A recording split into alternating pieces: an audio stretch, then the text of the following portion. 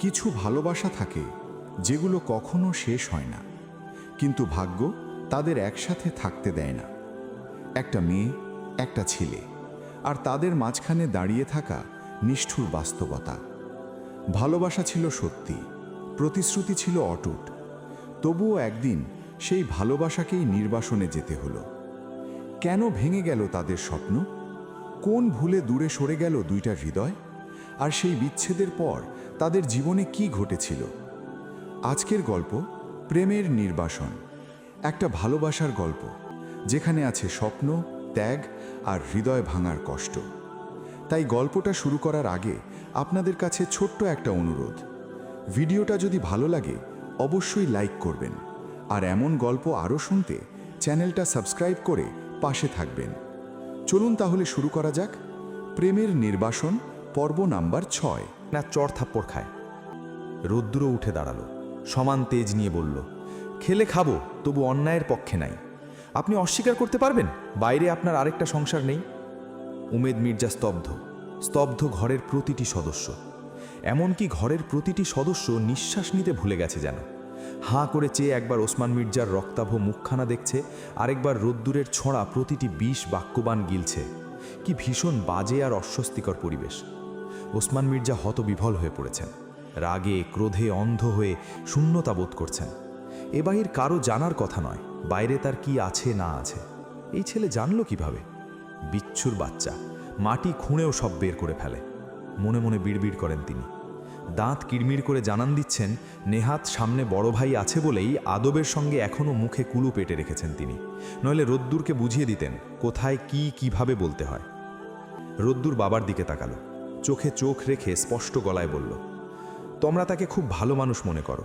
সে অনেক কষ্টে আছে, তার ব্যথায় মর্মাহত হয়ে বিকেলকে যা নয় তাই বলো। অথচ জানোই না এই লোকটা বাইরে বাইরে একটা পুরো দুনিয়া সাজিয়ে ফেলেছে। সেখানে তার একটা ছেলেও আছে। ছেলে! অথচ মজার বিষয় হচ্ছে বিয়ে ছাড়াই তারা একটি সন্তান পয়দা করে ফেলেছে। এত বড় নির্লজ্জের মতো কাজ করে আবার তোমাদের সবার সামনে নিজেকে ভিকটিম সাজায়, ব্লেম দেয় ওই মেয়েটাকে, যে কিনা জানেও না ঠিক কোন দোষে ওর উপর আছড়ে পড়ে সবাই। দাদি খারাপ ভাষা করে, অথচ ওর মায়ের মৃত্যুতে ওর কোনো হাত ছিল? যার যার আয়ু সে তার রিজিকেই লিখিয়ে নিয়ে আসে। এরপরেও তোমরা কেউ সহমর্মিতা প্রকাশ করনি, ওই মেয়েটার দুঃখগুলো বুঝতে পারোনি। উল্টো নানানভাবে ওকে ছোট করেছ, অপদস্থ করেছ। আর চাও আমি মহান হই, আমি ভালো গুণাবলী সম্পন্ন মানুষ হই, যেখানে আমার বাপ চাচারাই এসব নিকৃষ্ট কর্মকাণ্ড। ছি! রেহমার দিকে তাকায় রোদ্দুর। মায়ের প্রতি অভিমান নেহাত কম নয় তার। বিকেলকে তো সে একটু সাপোর্ট করতে পারত, করেনি, বরং ছেলের শোকে নিজে মাথা পাগল হয়ে হিতাহিত জ্ঞানশূন্য হয়ে পড়েছেন। রোদ্দুর বলল, তুমিও না মা, মেয়েটাকে কোলে পিঠে মানুষ করলে অথচ চিনতে পারলে না। ওর মনে জমানো দুঃখ কষ্টগুলো একটু মমতা দিয়ে গলাতে পারলে না। ও আমায় কেন বলেছিল জানো? আমি ওকে ফোর্স করেছিলাম, তাই আমি ওকে ভয় দেখিয়েছিলাম, আমাকে বলতেই হবে। তাই ও আমাকে সব খুলে বলতে বাধ্য হয়েছিল। ওই বুড়ো ভামটা ও ব্যাড টাচ করেছিল বিকেলকে। লজ্জায় ভয়ে ও কাউকে এ কথা বলেনি, কাউকে না। আমি ওকে জোর করি, বাধ্য করি। ও আমায় ইচ্ছেকৃতভাবে বলেনি। একটু মিথ্যে করে বলল কথাগুলো রোদ্দুর, বাবা আর মাকে অপরাধ বোধে ডোবাতে। আমি অর্পণের বাবাকে ইচ্ছে করে মারিনি। বুড়ো বয়সেও যার এত ছুকছুকানি, তাকে কি এমনি এমনি ছেড়ে দেওয়া যায়? আর এই মারার জন্য ওরা যে আমাকে এটা করবে ওটা করবে, বাল ছিঁড়ে ফেলবে বলেছে, এগুলো কিচ্ছু করতে পারতো না। কারণ আমি প্রতিটা কথার রেকর্ড রেখেছি। ওই বুড়ো নিজের মুখে স্বীকার করেছে ও কি করেছিল বিকেলকে, কি বলেছিল বিকেলকে। এমনকি বিকেলই প্রথম না, আরও অনেক অনেক মেয়েকে। আমি সব কিছু ভিডিও ক্লিপে নিয়ে নেই, তারপরই ওকে ইচ্ছে মতো পেটাই। এরপর আমি ওই মেয়েদের ভেতর খুঁজে 2-3 জনের কাছেও যাই, এবং তাদের থেকেও কথার সত্যতা স্বরূপ মৌখিক নেই, সেগুলিও সব রেকর্ড করা আছে। যদি এগুলো ফাঁস করে দেই, থাকবে ওদের মান সম্মান? উল্টো আমাকে সবাই বাহবা দেবে। আমি তোমাদের এই ব্যাপারটা কেন বলিনি জানো? কারণ চেয়েছিলাম সময় মতো বোমা ফাটাতে, কিন্তু তার হতে দিলে কই। 2 দিন মাত্র বাড়িতে ঠিক করেছিলাম না বলে তোমরা সব ক্ষোভ জড়ো করে গিয়ে ফাটলে বিকেলের উপর। হায় রে, এই যদি হয় বড়দের আচরণ, তাহলে আমাদের থেকে কি আশা করো? রেহনুমা নিশ্চুপ উমেদ মির্জাও। ওসমান মির্জা কেবল শূন্য চোখে চেয়ে বাড়ির সকলেই স্থির। রোদ্দুর একটা নিঃশ্বাস ফেলে পরের কথাগুলো বলবার জন্য মুখ খুলতে নিতেই মেহেরজান নিস্তব্ধতাকে পায়ে পিষে ডাইনিদের মতো খ্যাক খ্যাক কণ্ঠে শুধালেন, ওই ছেমড়ির হইয়া তুই এত কথা কস কেন? ওই ছেমড়ি তোর কি লাগে? রোদ্দুর দাদির শকুনি চেহারার দিকে তাকিয়ে একটা হাসি ছুড়ে দেয়। জবাবটা এড়িয়ে গেল। কারণ সময় হয়নি, তবে হৃদয় থেকে ঠিকই জবাবটা বেরিয়ে এলো তার। She is the one my heart chose. একটা ছোট নিঃশ্বাসও বেরিয়ে এলো উত্তরের সঙ্গে। মেহেরজানের মুখের রেখাগুলো কুঁচকে এক বিচিত্র মানচিত্রের আকার নিল। নিজের অভিজ্ঞ চোখের শ্লেষ উগড়ে দিয়ে তিনি উমেদ মির্জার দিকে চাইলেন। কণ্ঠে ঝরল তীক্ষ্ণ হুঁশিয়ারি। তোর ছাওয়ালের মতিগতি তো ভালা ঠেকতাছে না উমেদ, সামলা ওরে, সব ভাই সাজাওয়ানের আগেই সামলা। উমেদ নিজেও ততক্ষণে পাথরের মতো জমে গেছেন। রোদ্দুর, যার উপর ভিত্তি করে সে তার সারা জীবনের স্বপ্ন আর আকাঙ্ক্ষার ইমারত গড়েছে, আজ তাকে বড় অচেনা ঠেকছে। মায়ের কণ্ঠের এই সংশয় উমেদের ভেতরের দ্বিধাকে যেন আরো গাঢ় করে দিল। অথচ রোদ্দুর নির্বিকার, ঠোঁটের কোণে এক চিলতে বাঁকা হাসি ঝুলিয়ে সে মেহেরজানের কথার পিঠে টেক্কা দিচ্ছে। অবলীলায় পাল্টা প্রশ্ন ছুড়ল, বন্যা তো আসেনি দাদি, ভাসবে কি? মেহেরজানের পিত্তি জ্বলে উঠল। কার বিষে ছেলেটা এমন নীল হয়েছে তা বুঝতে তার বাকি নেই। দুনিয়ার কত ঘাটের জল খেয়ে তিনি চুলে পাক ধরিয়েছেন, অভিজ্ঞতার সেই পুটলিটা বড় ভারী। রোদ্দুরের কথার জবাব না দিয়ে তিনি আবারও উমেদকে বিঁধলেন, তো সংসারটা পুইরা ছাই হইয়া যাইতাছে আব্বা, আমার বড় ডর করতাছে রে। এরপর চোখের মনি নাচিয়ে মেজ বউয়ের দিকে ফিরে ফিস ফিস করে বিষ ঢাললেন। চিন্তায় বুকটা ফাইড্ডা যায়। ও বড় বউ, পেটের মধ্যে এসব কি ধইরা রাখছিলা? রেহনুমা আক্ষরিক অর্থেই দিশেহারা। বিব্রত আল হকচকিত হয়ে ছেলের দিকে সকরুণ চোখে চাইলেন, মৌন মিনতি জানালেন যেন এই ঝড় থামায়। কিন্তু রোদ্দুর সেদিকে ভ্রুক্ষেপও করল না। মায়ের উপর জমে থাকা অভিমান তাকে আজ নিষ্ঠুর করে তুলেছে। মেহেরজানের দিকে সোজা হয়ে দাঁড়িয়ে তপ্ত গলায় রোদ্দুর বলল, দাদি, কথাবার্তা একটু সামলে বলো। মুরব্বি বলে যা ইচ্ছা তাই বলে দেবেন না। অনেক সহ্য করেছি, আর কত? মেহেরজানের চোখ দুটো কোটর থেকে বেরিয়ে আসার উপক্রম হলো। চিৎকার করে উঠলেন, এই ছ্যামড়া, তোরে তো ভালো জানতাম, আজগা তোর কি হইল? এত মানুষের সামনে তুই মুখে মুখে তক্ক করস? ওই উমেদদা, ওসমান না, তোরা কি চোখে ঠুলি লাগাইছস? তোগরে কি বোবায় ধরল? ওসমান মির্জা আগের মতোই পাথরের মূর্তির ন্যায় নিরুত্তর রইলেন। তবে উমেদ মির্জা আর স্থির থাকতে পারলেন না। পাতের ভাতে জল ঢেলে উঠে দাঁড়ালেন। গলার নলি দিয়ে আর অন্ন নামবে না আজ। বড় নির্লিপ্ত চোখে ছেলের মুখটা পড়ার চেষ্টা করে শুধু বললেন, রোদ্দুর, থামো। কেন থামবো? আমি কি অন্যায় কিছু বলেছি বাবা? উমেদ চাপা কণ্ঠে শাসন করলেন, এটা ন্যায় অন্যায়ের বিচার না। উনি তোমার মুরব্বী, এ বাড়ির মাথা। তাই বলে উনি বিষ পান করতে বললে আমি হাসি মুখে তাই করব? রোদ্দুর, এবার গর্জে উঠলেন উইদ। রোদ্দুর ধীর পায়ে বাবার একদম সামনে এসে দাঁড়ালো। গলার স্বর নামিয়ে একদম খাদে নিয়ে নরম অথচ ইস্পাত কঠিন সুরে বলল, বাবা, তোমাকে আমি আদর্শ মানি। সেই জায়গাটা নষ্ট হতে দিও না। কখনো যেন এমন সময় না আসে যে তোমার বাবার পরিচয় থেকেই নিজেকে মুক্ত করার জন্য লড়াই করতে হয়। কথাটা ঘরে রাখা বারুদের স্তূপে একটা জ্বলন্ত দিয়াশলাইয়ের কাঠি যেন। কারো উত্তরের অপেক্ষা না করেই রোদ্দুর গটগট করে ঘর থেকে বেরিয়ে গেল। পিছনে ঘর জুড়ে রেখে গেল শ্মশানের নিস্তব্ধতা। রোদ্দুরের শেষ কথাটি বোমার মতো ফেটেছে সবার কানে। উমেদ মির্জা হতভম্ব চোখে একবার মেহেরজান, একবার রেহনুমার দিকে তাকাচ্ছেন। তার কণ্ঠ দিয়ে কেবল অস্ফুট স্বরে বেরোলো, এই, ও কি বলে গেল? রেনু, ও কি বলল আমাকে? পিচ ঢালা রাস্তার উপর সূর্যের কিরণ গলে গলে পড়ছে, চিকচিক করছে আলোর প্রতিফলন। তার উপর আছড়ে পড়ল সিগারেটের ফিল্টারটা। আজ এই নিয়ে 2 নম্বর সিগারেটটি সফলতার সঙ্গে গ্রহণ করতে পারল সৌম্য। যে ছেলে জীবনে কোনোদিন এসবের পাশ মারায়নি, আজ একটু বাদে বাদে তার তৃষ্ণা জেগে ওঠে, সিগারেটের টান লাগে। গতকাল রাতেই সে 1 packet gold leaf Swiss cigarette কিনে পকেটে রেখে দিয়েছে। আরেকটা ধরাবে কি ধরাবে না ভাবতে ভাবতে একবার হাত রাখল পকেটের উপর, আলগাভাবে স্পর্শ করে। চোখ ঘুরিয়ে চায় সামনে মাথা তুলে সগৌরবে দাঁড়িয়ে থাকা সদ্য চুনকাম রং করা নতুন সাদা বাড়িটির দিকে। মনে হচ্ছে মনেকে মন দুধ দিয়ে গোসল করানো হয়েছে ওটাকে। কি যে সুন্দর লাগছে! এই সুন্দরের ভেতরই লুকিয়ে আছে সবচেয়ে ভয়ঙ্কর হিংস্রতা। এই বাড়িটির ভেতরই চলে সম্পর্কে সম্পর্কে দ্বন্দ্ব, লড়াই আর কাউকে জীবনের তরে শেষ করে দেবার মানসিক যন্ত্রণা। অনেকক্ষণ হবে এখানে এসে দাঁড়িয়ে আছে সৌম্য। হাতঘড়িটা একবার চোখ বুলিয়ে নেয় আবারও। 3 ঘন্টা পেরিয়ে গেছে, অথচ একবারও ঢুকোর চেষ্টা করেনি। পেছনের পকেটে এখনও দুমড়ে মুচড়ে আছে কাগজখান। এটাকে সামনে ধরে আদিবাকে শুধু একটা প্রশ্নই করতে ইচ্ছে করছে সৌম্যর, তা হলো কেন? এই কেনতেই সব জড়িয়ে। কেন জীবনে এলে? কেন দু চোখে জল ভরে দিয়ে আবার চলেও গেলে? কেন সেদিন বিশ্বাস করে আমার হাতটা ধরলে না তুমি? কেন বুঝলে না ভালো না বাসতে চেয়েও তোমায় ভালোবেসে ফেলেছিলাম আমি? কেন লেখা হলো না তোমার আমার মিলন? তবু কেন নেমে এসেছিল কাছে আসার সন্ধিক্ষণ? কেন নিয়ে গেলে তুমি হৃদয়ের সবটুকু সুখ, পূর্ণতা, শান্তি? দিয়ে গেলে কেন প্রেমেরই এই নির্বাসন? কেন কেন কেন? সৌম্য চোখ বুজে আবারও বিড়বিড় করে ওঠে, কেন আদৌ কেন? কপাল খারাপ তাই, উত্তর দিল কেউ একজন। সৌম্য তড়িঘড়ি চোখ মেলে তাকালো। কোন ফাঁকে তার সামনে এই ছেলেটা এসে দাঁড়িয়েছে? এ কি চেনে একে? হ্যাঁ, চেনেই তো। ওই যে দেখেছিল সেদিন, ওই রূঢ় লোকটার হুকুম তালিমেই ছুটে এসেছিল এই ছোট্ট ছিপছিপে গড়নের পাতলা পুতুলা ছেলেটা। চোখের সামনে আদিবার মাকে কোলে তুলে নিয়েছিল ছোঁ করে। এই তো সেই ছেলেটা। কি নাম তার? সৌম্য ফট করেই জানতে চেয়ে বসল, তোমার নাম কি?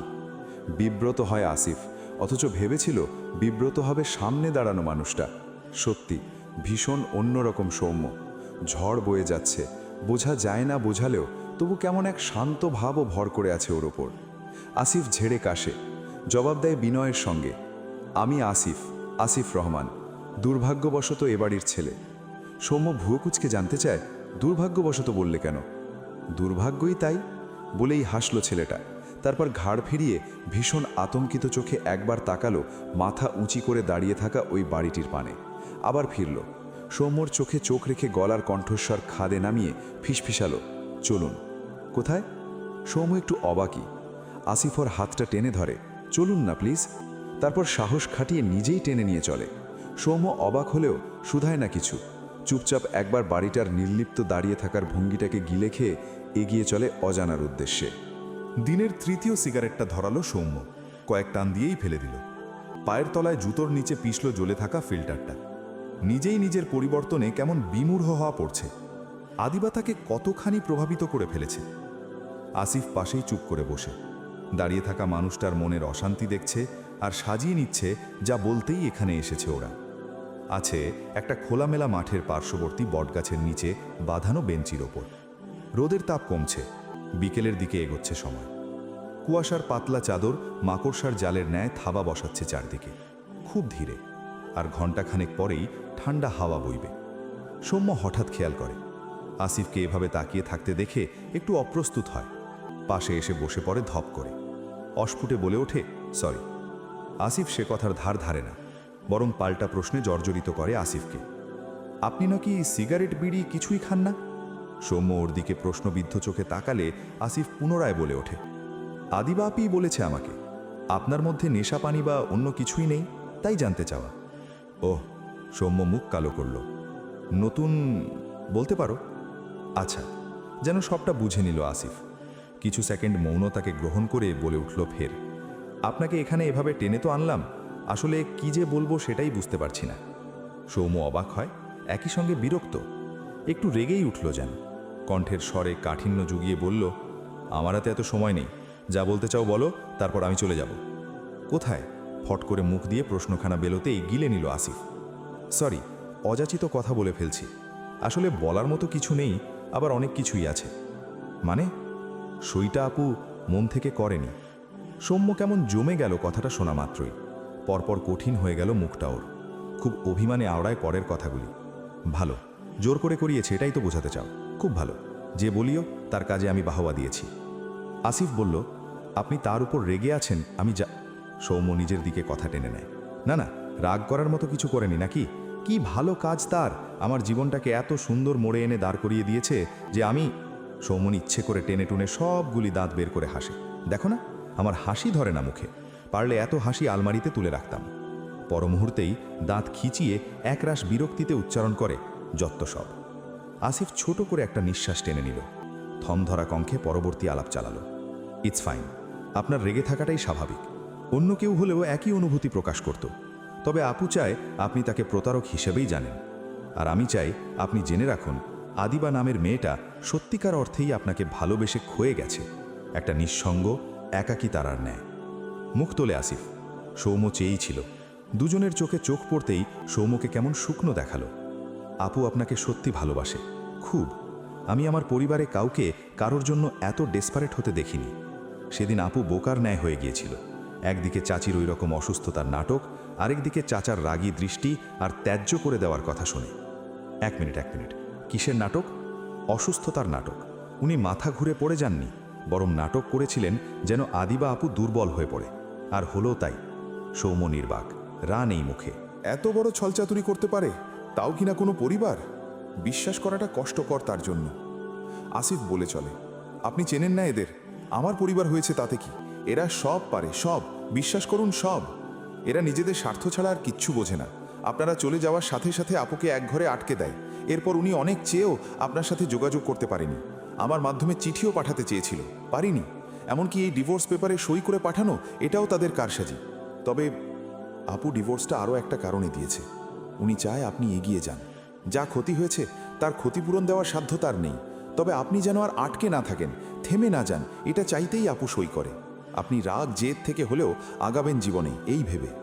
বিশ্বাস করুন সৌম্য ভাই, আমি বলছি আপনাকে, আদিবা আপু তা নয় যা আপনি ভাবছেন।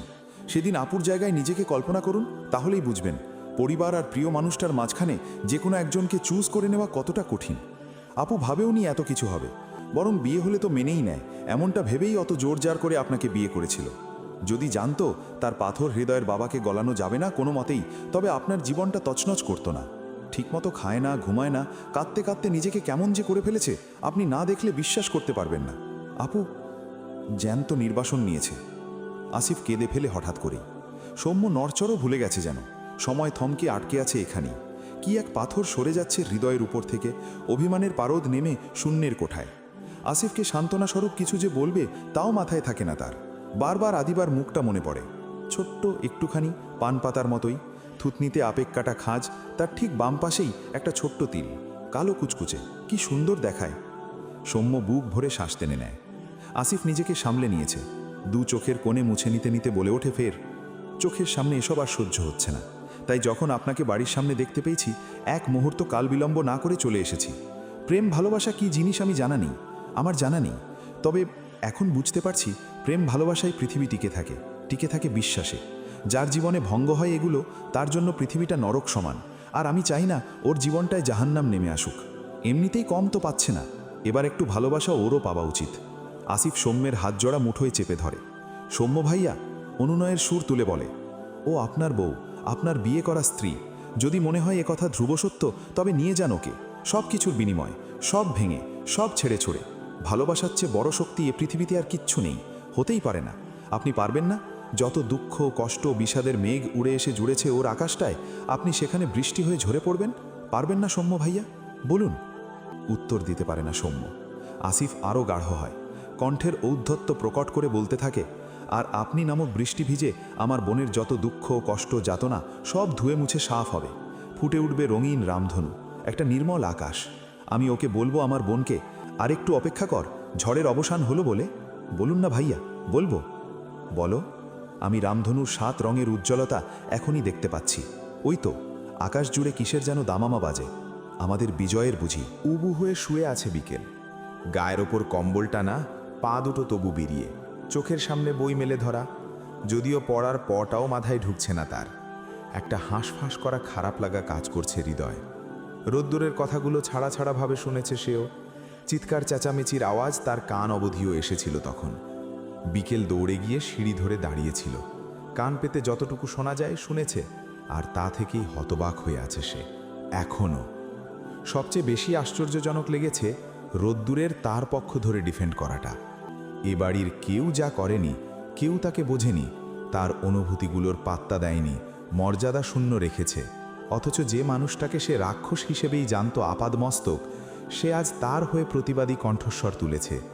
নিজের বাবা চাচা এমনকি দাদি কাউকে ছাড় দিয়ে কথা বলেনি, কাউকে না। বিকেল কিছুতেই মেনে নিতে পারছে না, কিভাবে সম্ভব? আর কেনই বা রোদ্দুর অত কথা তুলতে গেল, এমনকি বাবার অপর পক্ষের ঘরের কথাগুলো। ইস, তার অবস্থা এখন কি হবে? নিশ্চয়ই সব টুটে পড়বে ওর ওপর। এই ভয়েই ঘরের দরজা আটকে চুপচাপ শুয়ে আছে সে। ভান করছে তুমুল পড়াশোনার, আসলে সব ছাই। ঘুরে ফিরে বারবার কথাগুলো কানে বেজে উঠছে তার।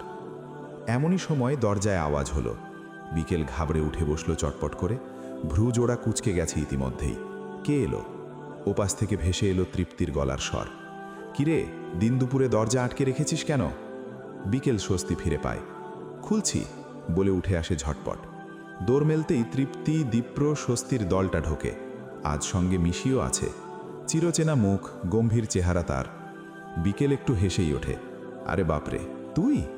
গা করে না মিশি, ঢুকে পড়ে সকলের সঙ্গে। বিছানার এক কোণে চুপটি করে জায়গা দখলে নেয়। তার সামনে স্বস্তি, পাশে দীপ্র। তৃপ্তি বসে না। বিকেল পুনরায় দরজা আটকে দিতে চাইলে সে বলল, খোলা থাক। মন থেকে খোলা রাখার বিন্দুমাত্র ইচ্ছে না থাকলেও কথা বাড়ায় না বিকেল, তবে দরজা ভিড়িয়ে দিয়ে আসে। সকলকে উদ্দেশ্য করে শুধালো, কি ব্যাপার, এমন হন্তদন্ত হয়ে সবাই যে? কিছু হয়েছে? হয়েছে তো অনেক কিছুই, আমিও জানি সবটা। মনে মনে ভাবে বিকেল। বাহির থেকে শান্ত, চুপচাপ, যেন শোনেইনি কিছু, এমন একটা ভাব তার। তৃপ্তি বিস্ময় নিয়ে জানতে চায়, তুই কিছু শুনিসনি? কি শুনব? চিরায়ত ঢংটা করে যায় ও। সত্যি শুনিসনি? এত হাউকাউ হলো? তৃপ্তি অবাক। বিকেল ঢোক গিলে শুকনো গলাটা ভেজানোর ব্যর্থ চেষ্টা সামলে দুধারে মাথা নাড়িয়ে বলল, না, কি হইছে? ছোট একটা নিঃশ্বাস ফেলে তৃপ্তি। তার আগেই স্বস্তি বলে ওঠে, পুরাই টর্নেডো গেল এতক্ষণ। তুমি খেতে যাওনি, মিস করে গেছো। কিসের টর্নেডো? বিকেল প্রশ্ন করে। তৃপ্তি বলে ওঠে জবাবে, রোদ ভাইয়া আজকে ফুল বোম। কি হইছে ওনার আল্লাহ জানে। বড় বাবার মুখে মুখে তর্ক করছে, দাদিকে অসম্মান করছে, আর ছোট বাবাকে তার সোজা মুখ ভোতা করে দিছে। স্বস্তি কথা কেড়ে নিয়ে নিজে শেষ করে। তৃপ্তি বিরক্তি নিয়ে ওর দিকে তাকালে দীপ্র মাথায় গাঁটটা দিয়ে উঠল। বিরক্তি নিয়ে বলল, একটু চুপ থাকতে পারিস না? ছোট মানুষ ছোটদের মতো থাক। গাট্টা মারা জায়গাটা হাত দিয়ে ডলে নিয়ে স্বস্তি মুখ ভেঙচে জবাব কাটে, কিসের ছোট? তোমাদের চেয়ে আমার বুদ্ধিশুদ্ধি ভালো আছে অ্যাটলিস্ট। হইছে, তোর সাথে এখন মুখ লাগাতে চাই না, চুপ থাক। তৃপ্তি জবাব দেয়। স্বস্তি মুখ বাঁকিয়ে ভোতা করে রাখল। পরে বিকেল অবাক হওয়ার নাটকটা প্লে করে আবারও ঠোঁট দুটোকে চিড়ে হালকা হাঁ করে বলে ওঠে, কি বলছিস কি? রোদ ভাইয়া এসব করছে? হ্যাঁ, তোর হয়ে অনেক প্রতিবাদ করছিল। তোকে কেউ বোঝে না, হুদাই সবাই খারাপ আচরণ করে, দাদি উল্টাপাল্টা বলে। এমনকি ওই যে তুই ভাইয়াকে বলে ওই বুড়োটাকে মাইর খাওয়াইছিস না, ওটা নিয়েও ভাইয়া ডিফেন্ডিং রিপ্লাই দিয়েছে। বলেছে তুই ইচ্ছে করে না, বরং তোকে জোর করে কথাগুলো ভাইয়া বের করে নিয়েছিল। এমনকি বড় মাকেও ভাইয়া কথা শোনাতে ছাড়েনি। সে মা হয়েও তোকে বুঝতে পারল না, তোর ওপর ভরসা রাখলো না, অনেক অনেক কথা। ইস, তুই সব মিস করে গেলি। যদি থাকতিস, ড্যাম শিওর তুইও ভয়ে কাঁপতি। আমরা তো সবাই অবাক, রোদ ভাইয়ার এই রূপ কেউ কোনোদিন দেখিনি। দম নেয় তৃপ্তি। বিকেল হাঁ হয়ে শুনছে, কেমন বিমোড় হয়ে পড়ল শুনতে শুনতে। কিছু বলল না জবাবে। তৃপ্তি ওর মুখভঙ্গি দেখে পুনরায় বলে ওঠে, তবে এবার গলার স্বর অনেকটা খাদে নামিয়ে নিয়ে চাপা স্বরে বলতে থাকে, ছোট বাবা সত্যি অন্য কোথাও? বিকেল শিরশির অনুভূতি অনুভব করল, চাইল, আবার চোখ ফিরিয়ে নিতেই তৃপ্তি উত্তরখান পিয়ে চুপ করে গেল। আশা করিনি, বলল সময় নিয়ে। বিকেল দীর্ঘশ্বাস ফেলে, বাদ দে। পরক্ষণেই জানতে চায়, উনি কোথায়? রোদ ভাইয়া? বিকেল হ্যাঁ সূচক মাথা নাড়ল। জানি না, বেরিয়ে গেছে তখনই জিদ করে। আর বড় বাবা, বড় মা? সবাই বড় বাবার ঘরে। দাদি, তোর বাবা, মেজমা, বড় মা সবাই মিটিং করছে কিছু একটা। এবার সত্যি আমাকে এ বাড়িতে আর রাখবে বলে মনে হয় না রে। বিকেল হাসে অল্প একটু। তৃপ্তির ভীষণ মায়া হয়, ওর কাঁধে একটা হাত রেখে আশ্বস্ত করে, কিচ্ছু হবে না, তোর এখানে ফল্ট কি? ভাইয়া বলেছে এটা তার ব্যাপার, যা হবে তার সঙ্গে হবে। তুই মাঝখানে নিজেকে জড়াস না আর ভাবিস না কিছু, নর্মাল থাক, যা হবে আমরা সবাই মিলেমিশে দেখব। বিকেল কিছু বলে না, উদাসীন লাগছে তার। ইচ্ছে করছে কোথাও গিয়ে একটু হাউমাউ করে কাঁদে। এত একা একা লাগছে কেন? ইস, পায়ের মাটি শক্ত না থাকলে ভাষা ভাষা পায়ে কত পথ হাঁটা যায়, মুখ থুবড়ে পড়ার সম্ভাবনা কিভাবেই বা এড়ানো যায়। দলটা নীরবতাকে বরণ করেছে আজ যেন, কেউ কোনো কথা বলছে না। সবার মুখ চোখ জুড়েই কিছু একটা খেলা করে যাচ্ছে। সবচেয়ে বেশি মনমরা দেখাচ্ছে মিশিকে। স্বাভাবিক, তার বাবা আর ভাইয়ের মধ্যে যে দ্বন্দ্ব লেগেছে তাতে তার মন খারাপ হওয়াটা অস্বাভাবিক নয় মোটেই। তৃপ্তি একটু এগিয়ে গিয়ে মিশির পাশে জায়গা করে নিল। মিশি ফিরেও তাকালো না, চুপ করে দু হাঁটু তুলে বসে আছে জুবুথুবু ভঙ্গিতে। তৃপ্তি ওর কাঁধে একটা হাত রেখে ভরসার গলায় বলল, তুই এত চুপচাপ কেন? টেনশন করিস না, সব ঠিক হয়ে যাবে। মিশি চোখ ফিরিয়ে তৃপ্তিকে দেখে। তৃপ্তি চাউনিতে আশ্বাসবাণী ছড়ে দিতেই মিশি প্রশ্ন করে বসে, সৌম্য ভাইয়া কোথায় জানিস? দীপ্র ফিরে তাকায়। সকালে বেরিয়েছিল, ফেরেনি এখনো। ভাইয়াকে কোনো দরকার আপু? না দীপ্র, এমনি। তৃপ্তি অবাক চোখে মিশিকে দেখছে আপাদমস্তক। বাতাসে অন্য কিছুর সুর। মিশি? তৃপ্তির ডাকে মেয়েটা আবার ফিরে চাইল। Is everything okay? জবাবে ঘাড় দুলিয়ে হ্যাঁ বলল নাকি না বলল ঠিক বুঝতে পারে না তৃপ্তি। তবে আর ঘাটায় না ওকে, ওর মতোই থাকতে দেয়, নিজেও সরে আসে। বিকেল বারান্দায় গিয়ে দাঁড়িয়েছে, কি করছে কে জানে। কোথায় আপনি? আগে বল তুই কোথায়? জাহান্নামে। বিকেল? জাহান্নামেই তো রেখে গেছেন আপনি। বাসার কেউ কিছু বলেছে? না। তো নাটক করিস না, আর বলবেও না, মুখ ভেঙে দিব আমি। কেন? আপনি ভাঙবেন কেন? অযথায় কেন সবার সঙ্গে ঝামেলা করছেন?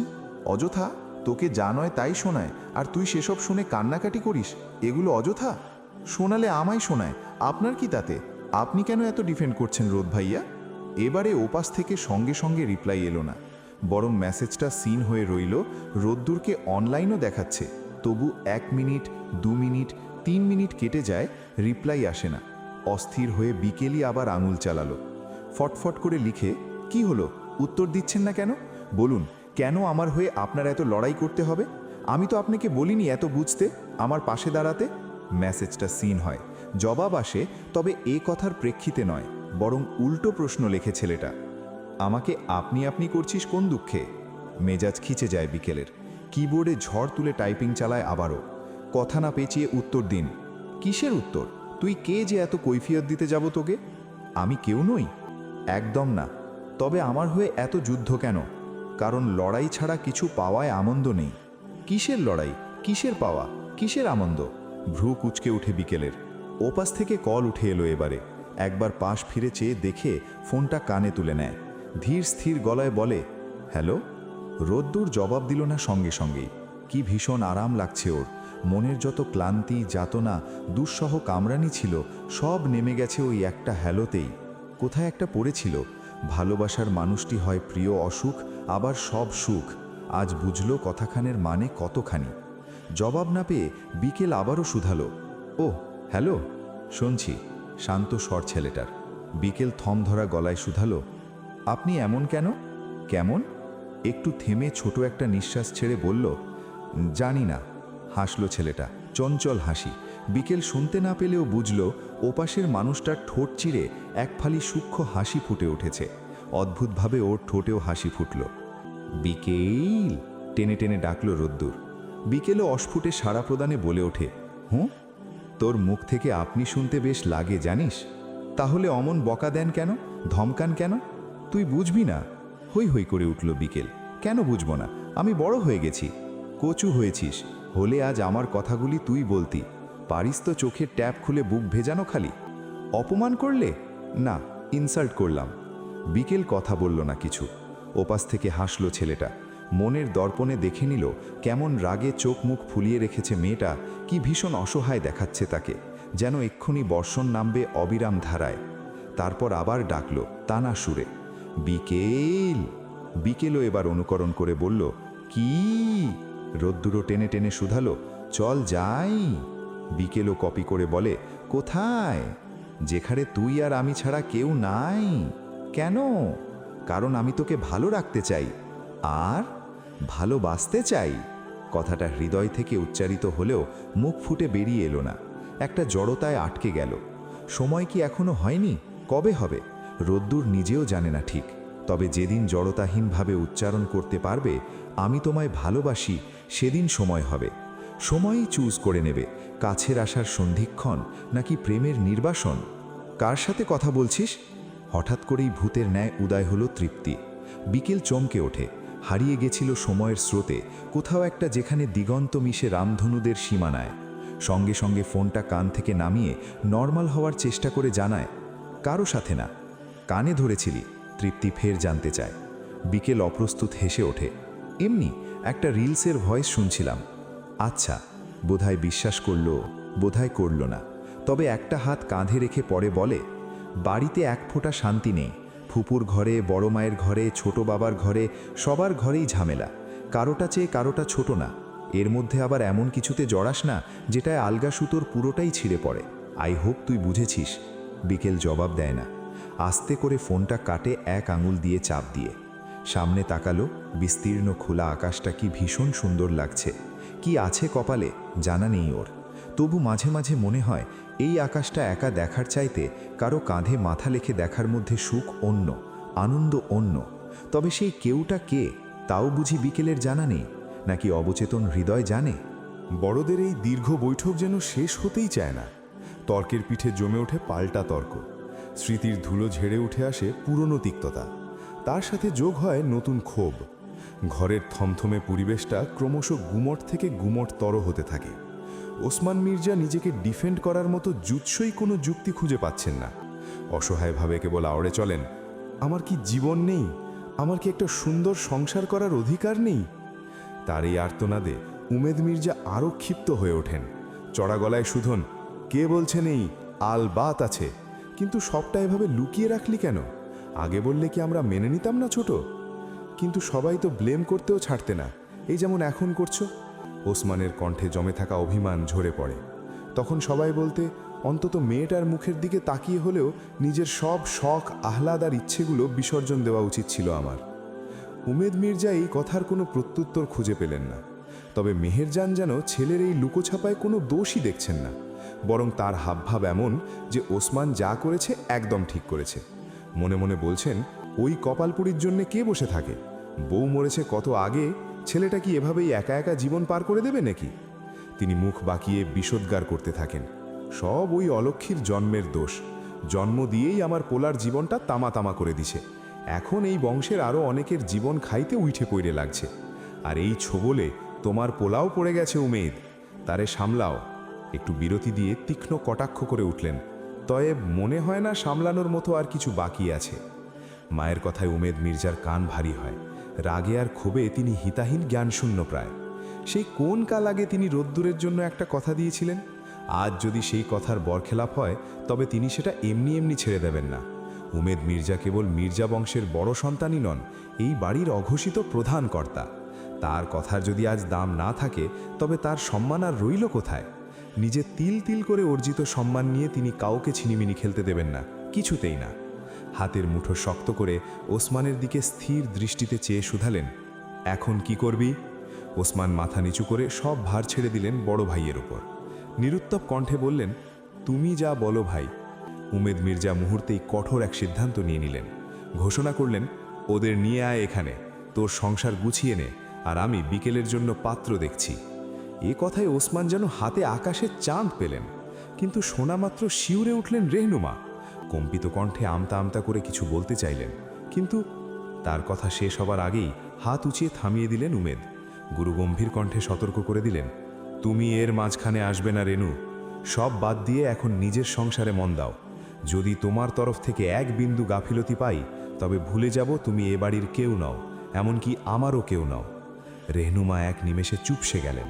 তার ভেতরের সত্তাটা গুমরে মরতে লাগল। বুকের ভেতর এক অদ্ভুত তীব্র ব্যথা খামচে ধরেছে তাকে। চারপাশের গুমোট হাওয়ায় তিনি হাঁসফাঁস করতে লাগলেন। মির্জা বাড়ির উঠানে আজ কি প্রলয়ঙ্করী তাণ্ডবের সূচনা হলো? কল কাটেননি। ওপাশ থেকে চিরচেনা গুরুগম্ভীর কণ্ঠে উত্তর এলো, না। বিকেল শুধালো, সব কথা শুনেছেন? এবারেও গম্ভীর কণ্ঠের ঝঙ্কার, কেন? চোখ পাকালো বিকেল, যদিও ওপাশের ভদ্রলোক তা দেখতে পাচ্ছেন না। রোদ্দুর ও গলার পারদ তুলে শুধালো, শুনলে কি? ঠোঁট কামড়ে ঝটপট উত্তর করে বিকেল, মানুষের কি প্রাইভেসি বলে কিচ্ছু নেই? তোর নেই, রোদ্দুরের ঢিলে ঢালা জবাব। তাতে তেলে বেগুনে জ্বলে ওঠে মেয়েটা। এপাশ থেকে গজরায়, কেন? আমি কি মানুষ না?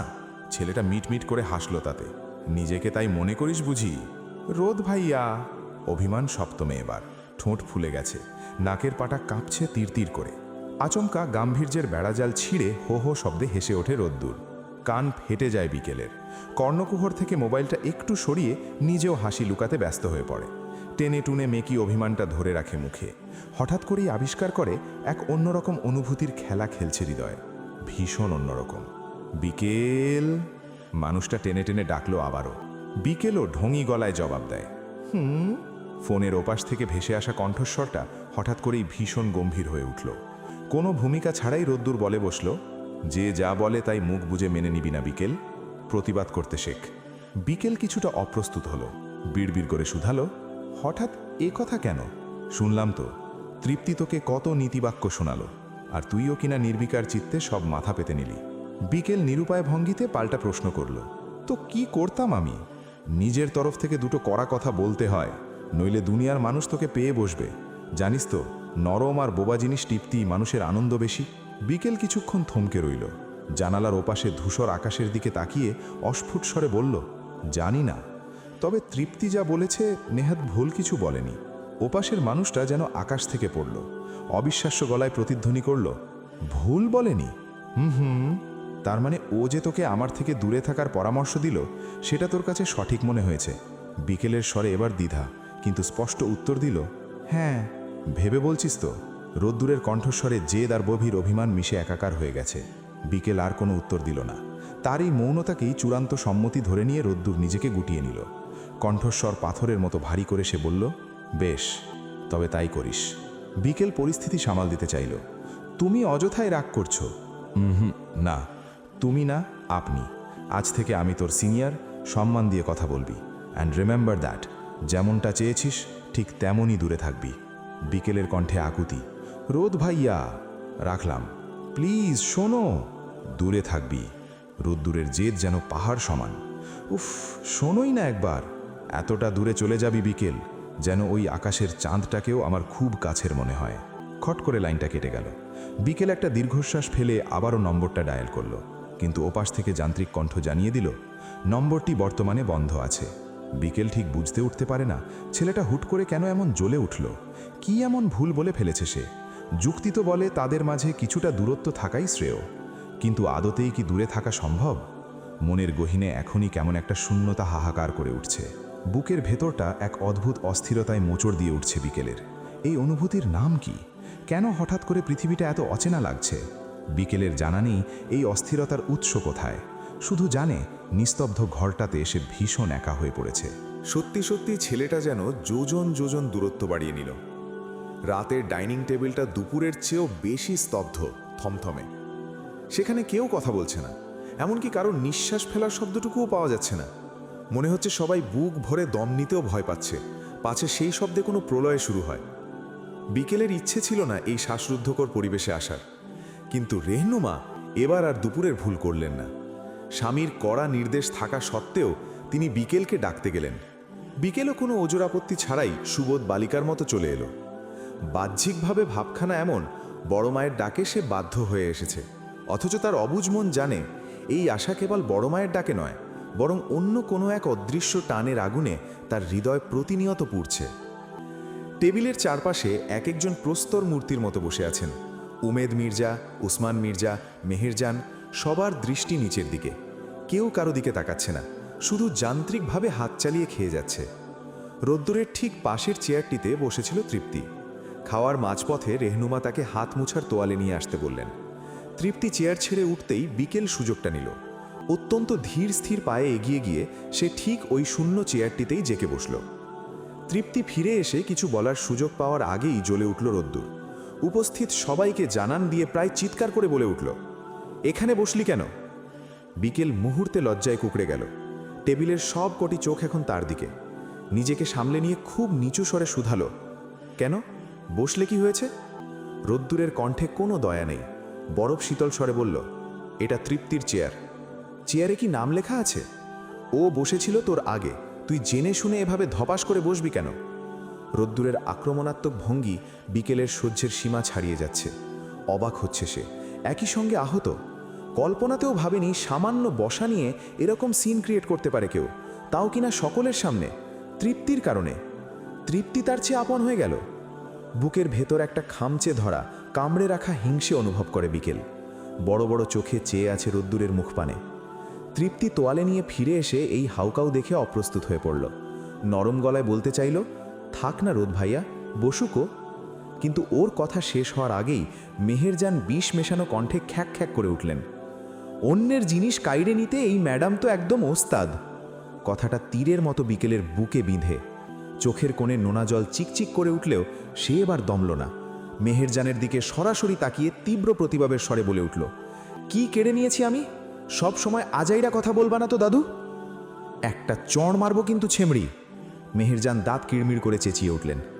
বিকেল এবার হিতাহিত জ্ঞান শূন্য। সেও খেপে গিয়ে বলল, সাহস থাকলে মেরে দেখাও। তুই আমারে ভাবিস কি তোরে মারতে কি আমার গায়ে বাঁধব? তো তুমিও বা আমায় কি পেয়েছ? যখন যা ইচ্ছা বলে দেবে আর আমি মুখ বুজে সহ্য করব? তোমার কোন ভাতে ছাই দিয়েছি আমি? অসভ্য মহিলা একটা। সে আর এক মুহূর্ত সেখানে দাঁড়ালো না। চেয়ার ছেড়ে উঠে দাঁড়িয়ে তৃপ্তির দিকে তাকিয়ে শ্লেষের সাথে বলল, যাও বসো তুমি আরাম করে। আর এই যে 2 হাত জোর করে তোমার কাছে ক্ষমা চেয়ে নিচ্ছি। তোমার চেয়ারে বসে পড়ায় বোধহয় জীবনের সবচেয়ে বড় পাপটা করে ফেলেছি। এবার তুমি বসে তোমার ওই বুড়ি দাদিকে জানিয়ে দাও যেন সে মহানুভবতা দেখিয়ে আমাকে মাফ করে দেয়। বিকেল! তৃপ্তি অবাক হয়ে ডাক দিল, কিন্তু বিকেল শুনলে তো। গটগট করে হলঘর ছেড়ে বেরিয়ে গেল সে। পেছনে রেখে গেল একরাশ স্তম্ভিত আর জব্দ হওয়া মুখ। মেহেরজান অপমানে নীল হয়ে গেছেন। বিষ উগড়াতে না পেরে নিজের ভেতর নিজেই গুমড়ে মরছেন। মনে হচ্ছে পারলে বিকেলকে দাঁত দিয়ে পিষে ফেলতেন। পুরো টেবিলে যখন এই তাণ্ডব চলছে, একমাত্র রোদ্দুরই ছিল বিনির্কার। তার চোখে মুখে কোনো হেলদোল নেই, যেন কিছুই ঘটেনি। এমনভাবে বাটি থেকে গরুর মাংসের আরেকটি বড় টুকরো তুলে নিল সে, তারপর আয়েশ করে চিবোতে লাগল। আরামে চোখ বন্ধ হয়ে এলো তার। ঘরে গেল না বিকেল। গুমোট হাহাকার আর অপমানের তপ্ত নিঃশ্বাসগুলো বদ্ধ দেওয়ালের মাঝে আরও বেশি ভারী ঠেকছে তার কাছে। ঘর ছেড়ে সে সোজা উঠে এলো ছাদে। শীতকাল বিদায়ের সুর তুলেছে প্রকৃতিতে। পাতাঝরা হাওয়ায় বসন্তের আগমনী বার্তা থাকলেও রাতের এই প্রহরে হাড় কাঁপানো এক হিমেল আমেজ রয়ে গেছে। বিকেলের পরনে কোনো সোয়েটার নেই, নেই শীত নিবারণের সামান্য কোনো গরম কাপড়। অথচ তার পাতলা শরীরটা এক বিন্দুও কাঁপছে না। বাইরের প্রকৃতির হিমেল হাওয়া তার ভেতরের ক্রোধের দাবানলের কাছে তুচ্ছ হয়ে গেছে। অপমানে আর রাগে তার স্নায়ুগুলো অবশ হয়ে আসছে। শরীর শীতল হলেও মস্তিষ্ক তার টকবক করে ফুটছে। সে জানে রোদ্দুর আসবে। রাতের আহার শেষে দিনের শেষ সিগারেটটা এই ছাদের নির্জনতায় এসেই ধরায় রোদ্দুর। এটা তার বহু বছরের পুরনো অভ্যাস। অন্ধকারের বুক চিরে জ্বলন্ত সিগারেটের ওই লাল বিন্দুটা আজ হয়তো আবারও দেখা দেবে। বিকেল স্থির হয়ে দাঁড়িয়ে রইল পরিচিত পদশব্দের অপেক্ষায়। তার প্রতিটি নিঃশ্বাসে বারুদ আর অভিমানের সংমিশ্রণ নির্গত হচ্ছে। মানুষটা আসুক একবার। হাড়ে মাংসে যদি কামড়ে না ধরেছে, তবে ওর নামও বিকেল নয়। ওকে হিংসায় জ্বালিয়ে পুড়িয়ে থারখার করা দেখে নেবে এক হাত। ধীরে ধীরে শীতল হয়ে এলো সমস্ত শরীর। বিবশ লাগতে লাগলো। হাড় কাঁপানো ঠান্ডা জড়িয়ে নিয়েছে ওকে। অপেক্ষার প্রহর তবু শেষ হয় না কেন? মানুষটা আসবে কখন? এসেছে রোদ্দুর আরও আগেই, তবে সিঁড়ির ঘরে এসেই থমকে দাঁড়িয়েছে সে। ছাদে যে কেউ বিচরণ করছে তা তার ষষ্ঠ ইন্দ্রিয় জানান দিচ্ছে স্পষ্ট আকারে। আর সেই কেউটা যে কে তাও জানে সে। মেয়েটির সামনে যাবে না করেই এখানে দাঁড়িয়ে চুপচাপ সিগারেট টেনে যাচ্ছে সে। শেষ হলেই নেমে করবে। থাকুক সারা রাত অপেক্ষায়, কিচ্ছুটি যায় আসে না তার। তবে দেখা হওয়া যেখানে স্বয়ং ললাটের লিখন, কে করে তাহা এত সহজে খণ্ডন? কেন আসছে না অসহ্য অভদ্র রাক্ষসরূপী মানুষটি? তাই দেখতে সিঁড়ির দিকেই এগিয়ে এলো মেয়েটা, ঠান্ডায় জড়সড় হয়ে কাঁপতে কাঁপতে। এবং এসেই জমে গেল চোখ দুটো। কাঙ্ক্ষিত ছোট লাল বিন্দুটি ওঠানামা করছে। ওই তো। আরও কাছে এগোতেই ফোঁস করে একটা গরম তপ্ত নিঃশ্বাস এসে গায়ে লাগলো তার। শিউরে উঠল বিকেল। একই সঙ্গে রাগে জ্বলে গেল ভ্রূমধ্যতালু। কত বড় নিষ্ঠুর পাষাণ খারাপ এই লোক! এত ঠান্ডায় সে অপেক্ষা করে আছে, আর এ কিনা এখানে বসে আরামসে সিগারেট টানছে। খাওয়াচ্ছি তোকে। পুনরায় চড়বড় করে জেগে ওঠে রাগটা। প্রায় ধমকের স্বরে ছিটকে বেরোয় শব্দ কখানি। এখানে কেন? আপনি ছাদে গেলেন না কেন? অভিমানী কণ্ঠস্বর, একই সঙ্গে রাগে স্তম্ভিত। ভালোই চেতেছে পাগলিটা, মনে মনে আওড়ায় রোদ্দুর। উপর দিয়ে নিরুত্তাপ সে। সিগারেটে লম্বা টান দিয়ে ফেলে দেয় ওটা। পায়ের তলায় পিষতে পিষতে জবাব দেয়, মাই মর্জি। তারপর নিচে নামবার জন্য একটা পা বাড়াতেই বিকেল খুব সাহসের কাজ করে বসে একটা। একদম আকস্মিকভাবেই, নিজের অজান্তেই ছেলেটার এক হাত চেপে ধরে, ভীষণ শক্ত করে, কবজির কাছটায়। রোদ্দুর প্রায় চমকেই উঠল। ঘাড় ঘুরিয়ে বড় বড় চোখে চাইল। ভাগ্যি সেখানে আলো নেই। বিকেলের হেলদোল নেই, বিবেক শূন্য সে। রেগে গেছে, আপাতত এইটিই মুখ্য। হাতের জোর খাটিয়ে চটপট কণ্ঠে শাসালো, আমার তো কথা শেষ হয়ে যায়নি, আপনি চলে যাচ্ছেন? রোদ্দুর নিরুত্তর, আর তাতেই ক্ষেপে ওঠে বিকেল আরেকটুখানি। তার কথাকে অবমূল্যায়ন করা, এত ভাব কিসের? কথা বলুন। হাত ঝাড়া দিয়েই উঠল রীতিমতো। ভাগ্যি শত বড় শক্ত সবল লম্বা দেহখানি, ছোটোখাটো হলে তুলে আছাড়ি না দিয়ে বসত মেয়েটা। Talk to me, don't shut your mouth, I repeat. পুনরায় গজগজ করে বিকেল। রোদ্দুরের হাসি পেয়ে বসল। ইংরেজি ঝাড়ছে, বাপরে! তবে মুখভঙ্গিতে একরাশ বিরক্তিই আঁটল টেনে টুনে। নির্লিপ্ত গলায় শুধালো, সমস্যা কি? হাত ধরে টানছিস কেন? আর রেসপন্স দিয়ে কথা বলবি, এটা কি ভুলে গেছিস? ডিকশনারি থেকে রেসপেক্ট ওয়ার্ডটা মুছে গেছে তোর? আর আপনার খুব আছে না? আমি ছোট তো কি, আমারও সম্মান আছে, কথার মান আছে। আপনি কি তা দিচ্ছেন? লে, এত খারাপ সময় এসে গেছে আমার, তোকে সম্মান দিতে হবে? Nice. Don't be rude too much. আমিও হতে পারি, কিন্তু কতটা কি বলে ফেলেছি তা ধরে আপনি আমার সঙ্গে লিসেন, পুরো কথা না শুনে না বুঝে কাউকে এটা ওটা জাজ করা ঠিক না। হেলান দিয়ে দাঁড়ালো রোদ্দুর সিঁড়ির গায়ে, উদাসীন স্বরে শুধালো, কি বুঝবো, কি শুনবো, আর কী বা জাজ করলাম? করেননি? বিকেলের চোখে মুখে স্পষ্ট অভিমান, ক্ষোভ। আমার সামনে আপনি তৃপ্তিকে, অথচ ওর চেয়ে এক বিন্দু হলেও আমি আপনার আপন। আচ্ছা, যেন প্রচুর অবাক হলো রোদ্দুর। জানাই ছিল না এই তথ্যে তার। কিভাবে? শুধাল সে। তুই আর তৃপ্তি বোথ আর মাই কাজিনস, দেন তুই ওর চেয়ে আপন আর ও পর হলো কিভাবে? You know that? No I don't, tell me. কান্নাই চলে আসছে এখন। এই এক ঝামেলা, সবসময় একটা ঝগড়ার সিরিয়াস মোমেন্টে কান্নায় এসে সব চোটপাট করে দেয়, তারপর সব ভুলে যায়। যত লজিক, যত কথা, এখনো তাই হচ্ছে। তাই না না না, হার মানবে না বিকেল। উচিত জবাবগুলো তাকে দিতেই হবে, হবেই। সে চোখ ঘুরিয়ে রাতের আধারযুক্ত আকাশ আর কুয়াশায় ঝাপসা হওয়া চারপাশ দেখতে দেখতে নিজেকে সামলে নিতে চাইল। রোদ্দুরও চুপ, সময় দিচ্ছে, তবু উত্তরটা তার চাই। অথচ উত্তরটা যেন জানে, আবার জানে না বিকেল। কি এক অশান্তির চূড়ান্ত! ধুর, ভাল লাগে না ছাতার মাথা। একা একাই বিড়বিড় করে মেয়েটা। তাকায়, পুনরায় জানতে চায়, ইউ ডোন্ট নো? নো। উত্তরটা ঝটপট দেয় ছেলেটা। মুখে তার এক রাশ গুচ্ছ গুচ্ছ বিরক্তি। ফাইন। দীর্ঘশ্বাস ছাড়ে বিকেল। কাছে এগিয়ে আসে, গটগট করে, একটু বেশিই কাছে। রোদ্দুর হতভাগ হয়ে নিজেকে সামলায়। সিনা চওড়া করে দাঁড়ালো এইবার। পিঠটা দেওয়ালের সঙ্গে ঠেকে গেছে পুরোপুরি। দুজনের মাঝখানে 4 আঙুল দূরত্ব বাকি। চোখে চোখ রাখে, অন্ধকার অস্পষ্ট হয়। দুজনেই দেখতে পায় দুজনের অস্থির চিত্ত। ধুকধুক ধুকধুক শব্দ ছড়িয়ে পড়ে চারপাশে। বিকেল হঠাৎ জানতে চায়, নিজের অস্তিত্ব জড়িয়ে প্রশ্ন তোলে, আমি আপনার কে? গলা শুকিয়ে কাঠ রোদ্দুরের। জীবনের এই প্রথম এই মেয়ের এই রূপ দেখছে সে। সম্পূর্ণ অচেনা, বিপরীত, অন্যরকম। এর সঙ্গে লড়াই করবার পথ জানা নেই তার। পালাবার দরজা কোথায়? ডুবে যাচ্ছে রোদ্দুর। মোমের ন্যায় গলে যাচ্ছে তার সংযম, তার ধৈর্য। হাঁসফাঁস করেও জবাব দিতে পারে না কিছুই। বিকেল আবারও চাপা স্বরে ছড়ে তীব্র বাক্যবান। কেন আপনি আমায় ডিফেন্ড করেন? কেন আপনি আমায় শক্ত করেন? কেন আপনি আমায় নরম করে পানি করেন? কই, তৃপ্তির প্রতি আপনার এই অনুভূতি তো আমি দেখি না, স্বস্তির প্রতিও না। এ বাড়ির আর কোনো মেয়ের প্রতি আপনার সেই চোখ নেই যে চোখজোড়া তাড়া করে ফেরে আমায়, শুধু আমায়, একান্ত আমায়। যেন আমি আমার হওয়ার আগে আপনার, একান্ত ব্যক্তিগত, কিংবা শুধুই আপনার। ঘামে কপাল ভিজে ওঠে। গলার কাছটায় কুটকুট করে কামড়ায় কিছু। কেমন অস্থির, স্থবিরতা, অবশ অনুভূতি গ্রাস করছে সর্বাঙ্গে। পাজরে পাজরে অদ্ভুত কাঁপন। হৃদয়ের অলিগলিতে জ্বালামুখীর ন্যায় ফুটছে কিছু একটা, বেরিয়ে পড়বে যে কোনো মুহূর্তে। আর কাছে আসিস না তুই, প্লিজ বিকেল। এই মেয়ে, প্রতিবাদ করে ওঠে রোদ্দুর, সবটাই মন থেকে। বাহির থেকে সে নিশ্চুপ, নির্বাক, বোবা। বিকেল কোনো বাধাই মানে না আজ। হিতাহিত জ্ঞান শূন্য হয়ে পড়েছে। দুচোখ রক্তে রাঙা, টকটকে লাল বর্ণ ধারণ করেছে। চোখের সামনে ভাসছে তার পাশের চেয়ারে বসবার অধিকার কেন অন্য কারো, কেন তার না? সে যদি কিছু নাই হয়ে থাকে, তবে এই অনুভূতির নাম কি? এর উৎস কোথায়? এগোয়ে বিকেল, কাছে, খুব কাছে। দুজনের নিঃশ্বাস মিশে যায় একত্রে। ঘোর নেমে এলো চারপাশে। অন্ধকার অস্পষ্ট হয়ে আরও। চোখ ছলছল করছে, দৃষ্টি ঝাপসা। রোদ্দুরের মুখটা দেখার বদলে এখন কেবল চেহারার আদল চোখে ধরা পড়ছে। বিকেল প্রশ্ন করেই চলেছে, কণ্ঠস্বর চাপতে চাপতে প্রতিধ্বনি হয়ে উঠছে, বলুন, কে আমি তবে? কেন আমার প্রতি আপনি দুর্বল? কেন আপনি দিশেহারা? কেন কেউ না থাকলেও আমি আপনাকে পাই? বলুন, বলুন আমায়, আপনি কে, আমি কে? আপনার অস্তিত্ব, আমার অস্তিত্ব, এগুলো আসলে কি? যদি নাই থেকে থাকে কোনো কিছু, তবে... আচনাক ছিটকে পিছিয়ে আসে বিকেল।